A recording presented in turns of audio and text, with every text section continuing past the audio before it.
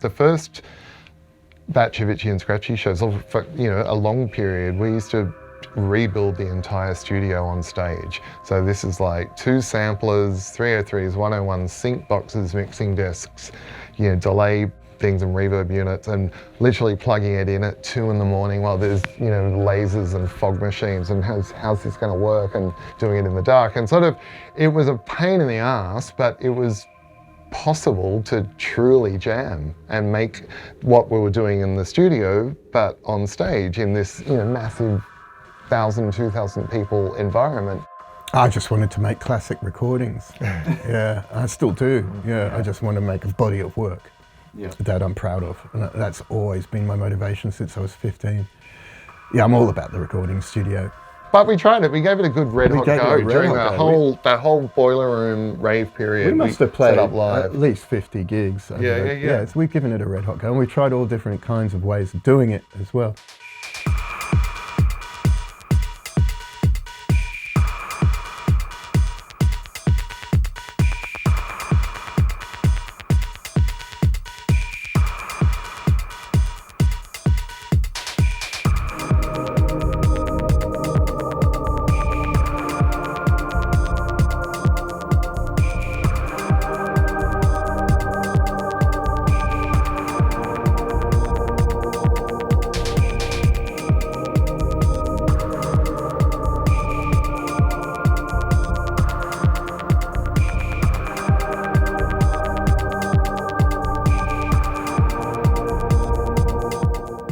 Among the various people we met was Jay Richards, who was following us around with his camera. And we were going, and I think he was too, because we've had this conversation with him, why are you filming this? And he was going, why am I filming this? Like, nobody really knew. And now here we are going, can we have more of this documentation? Have you got anything else in the archives? Like Andy said, it's one of the only footage ever of that whole scene, so it's pretty crucial, and it's really fun. I show it to my students now, and it's kind of like, this is what it looked like, and it's weird. It captures the freedom well. It's a seminal piece of footage that, thank God, it's there. The Happy Valley gig was funny because it was supposed to be on at 4 a.m. and I was shitting myself. I was so terrified that we would just tank and it not work. It was just, so in a sort of bid to avoid it, we sort of asked if we could go on a bit later, and so we went on at like 6 a.m. instead. And by that stage, we're in an outdoor field that every synth is covered in dew and condensation and stuff, and we are so going to get electrocuted and die here. But then, the upside was sort of became this classic sunrise set. which is that video. It was just amazing good luck, because the sun came up and Jay was filming, and that's pretty much everything that remains of that era. I mean, there's bits and bobs, but that's probably the most solid evidence we have that we ever played live at all.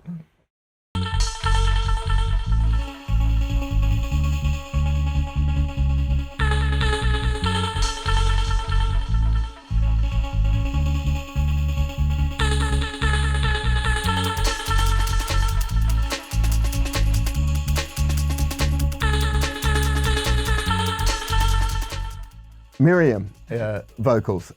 Now, I was working with her band Wrong Kind of Stone Age. She came over and did an album which came out on Cosmic Conspiracy Productions on cassette. One of the abandoned tracks, it was recorded in my studio. One of the abandoned tracks had her going, ooh, ah, ah. And I stole that without telling her and reversed it. So it went, ah, ah, ooh. And that became a sample which I was playing with for months and months. But to her credit, Miriam was happy for me to use that piece and is very proud to be a part of the history of Sweetness and Light.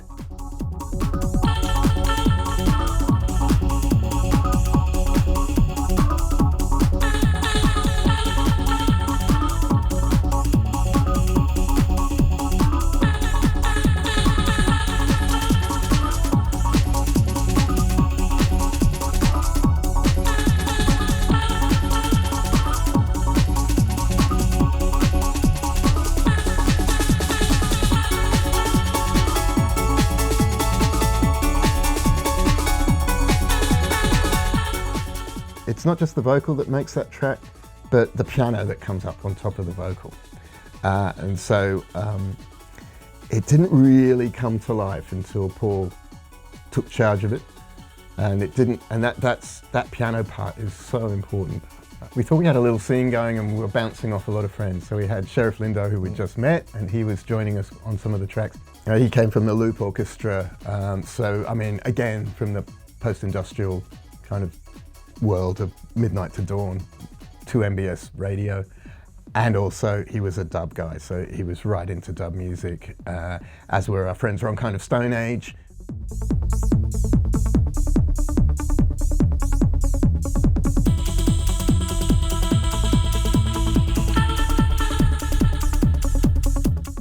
I think there was a particular stage in the technology where there was enough liveness and there was enough looseness and there was enough warmth and there was that the important thing of like 4 hands on a mixing desk and are you ready? Okay, kick drum, go, filter sweep, you got the delay, you know, all of that stuff was just at that right level of capturing the magic.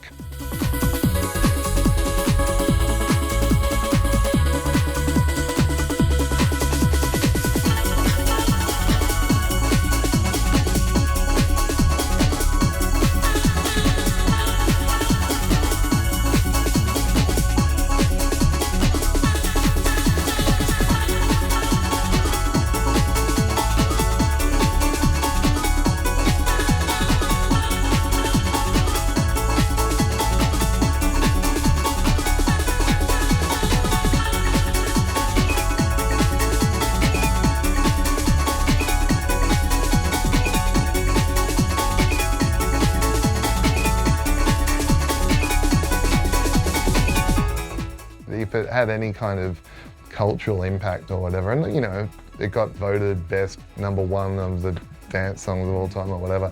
All that shit I find kind of interesting. You know, I don't think it was necessarily even a rave hit at the time. It was more like it was a radio hit, to be honest. And a radio track too. You have your verse sounds and then you have your chorus sounds, and it's like, and I think Sweetness and Light perhaps follows that to the most successful degree, where it's like, okay, the verse does its thing, and then, you know, add some 99 snare fills and a nice Italo piano part on top and you've got your chorus. So, and I think the only reason that track had some kind of level of connection via Triple J was that it followed a pop song format. Even though it was 145 BPM and ravey, it's a pop song. Now, this is a new category for the ARIAs. It's the best dance release of the year.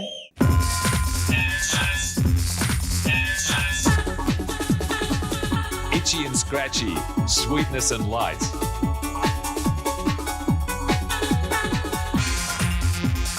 Quench, Dreams.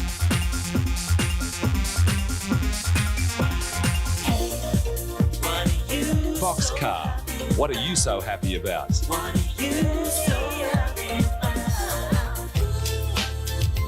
Renegade Funk Train, I Wonder.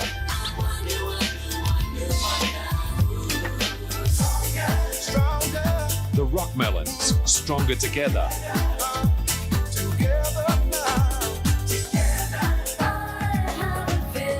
Single Gun Theory, Flow River of My Soul.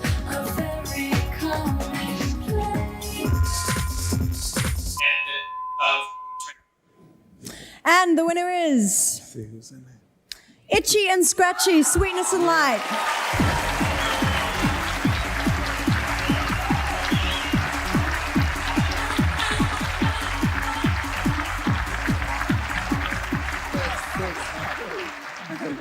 Cheers. Wow, total spin out. This track was made at home in a bedroom, so anybody can do it. So, and all the DJs who play it, all the public radio stations, all the ravers, all the everybody, thank you very much. Thanks to Event Horizon, Transcendental Anarchists, Loop Orchestra, Phlegm, the Menstruation Sisters, and that'll do. I mean, so it was the first year that there was a Best Dance release, and we're up against Quench and Single Gun Theory, and like a really good lineup of artists, and we didn't think remotely that we'd win. Andy didn't even go, so me and Sheriff Lindo went, and it was this surreal moment of we're sitting down next to Single Gun Theory and surrounded by all the other people. And just before they go to announce it, it's, the cameras start coming over in your direction. It's like, oh, fuck, I think we're going to win this. And then it was like, they announce it, and then it's time to walk to the stage, and that surreal moment happens where you're actually running to the stage, but it feels like you're in slow motion. It was like a car crash kind of thing, and get to the stage, and then it's like as you're approaching the microphone and going, oh, that means a speech. All right, what do we do here? And then so for me, it was that sort of, all right, what's important? Do-it-yourself culture, public radio stations, like this. I wanted to sort of nail that underground, community vibe that created this scene that we'd just been talking about. And it just went into the stream of consciousness of, thanks to the public radio stations, the DJs, the ravers. Who else? Oh yeah, Ecstasy Dealers. I remember you also said anyone could make this music at home, remember? True, absolutely. We made this in our bedrooms. Anybody can do this at home. But that was a really important thing I thought that I wanted to capture. But the Ecstasy Dealer comment got most of the attention. Got bleeped out. I was watching at home, and then he just goes beep, beep, beep, beep. And my then wife said, what did he say? And I said, I think he said, suck on this box cut. Which was hilarious because you get off stage, and that year it was sponsored by the Drug Offensive, which was this government initiative to just say no kids. And so we sort of walk backstage, and you can just feel everybody, all the staff on the show, it's like, oh, you idiot, what are you doing? And so immediately you get off stage, then you walk into the press room, and the press is full of, the Daily Telegraph, but also Loot magazine and all this kind of underground, 3D world and all the dance press. And so to, the Murdoch press, they were just ready to tear my head off. And the other ones was like this sort of homecoming hero. I'm just like, yay! It was a very surreal night, that one, and very hard to explain to lots of people. To me, I always thought of it as making sort of imaginary soundscapes of places that you haven't been to yet. And still to this very day, the only tracks that will get me off where it would just be like where I hear something and go, I would never have thought to have gone there. That's, it just gets harder and harder the older you get of being amazed, but it's still possible. But I think that's, for me, that period was definitely like amazing each other. And I think even as a partnership, I think that's so important. Like it was the fact that both of us were doing this together. It's almost like I'm learning off what Andy's idea is of this imaginary vision, and with and sort of meeting that conversation in that dialogue. But okay, what if we do this? And it's the spark of that, the two visions that kind of take you to places that you wouldn't expect. I'm just really glad that I just feel incredibly lucky to be born at the time that I was born at. So Court was lucky enough to capture the tail end of post-punk, and all of that weird-ass electronic wave of music that informed the music that I was going to make, which rubbed off into, being mixed with Detroit and Sheffield bleeps and, Orbital and things like that fed into our music, and that would hopefully inspire the next generation and on goes the conversation. But I think we were lucky just because it was like there weren't many of us at the time. There was not many places to get it released, and things happened, which is a nice confluence of events that allowed us to release stuff. And yeah, I'm happy to go to. In hindsight, you can see how lucky we were. Yeah.